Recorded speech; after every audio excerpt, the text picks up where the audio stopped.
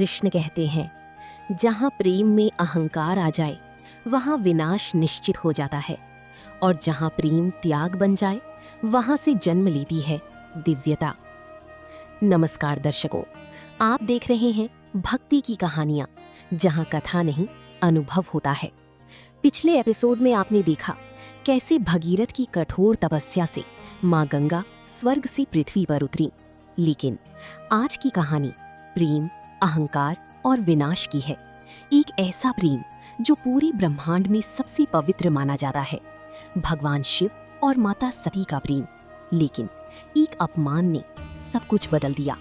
आज की कथा है शिव और सती की और शक्तिपीठों की उत्पत्ति की। राजा दक्ष का अहंकार। बहुत समय पहले एक शक्तिशाली राजा थी, राजा दक्ष। वे ब्रह्मा जी के पुत्र थी और अपने ज्ञान तथा पद पर उन्हें अत्यधिक गर्व था। उनकी पुत्री थी सती।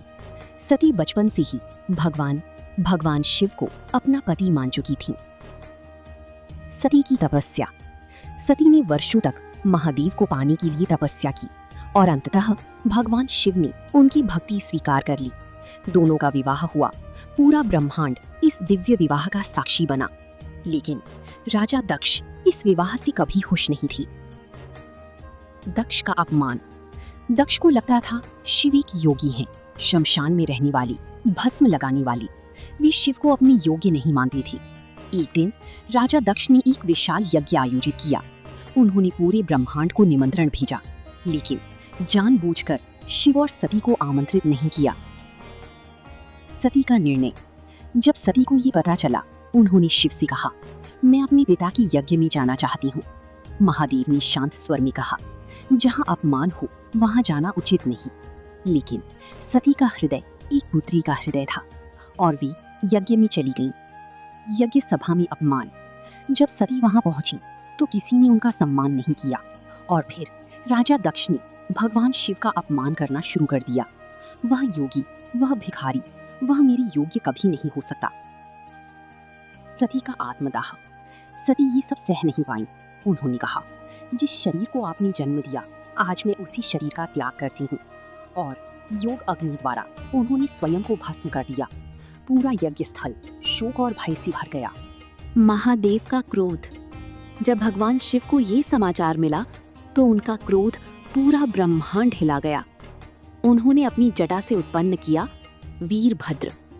वीरभद्र ने दक्ष के यज्ञ को नष्ट कर दिया और राजा दक्ष का सिर काट दिया। शिव का दुख।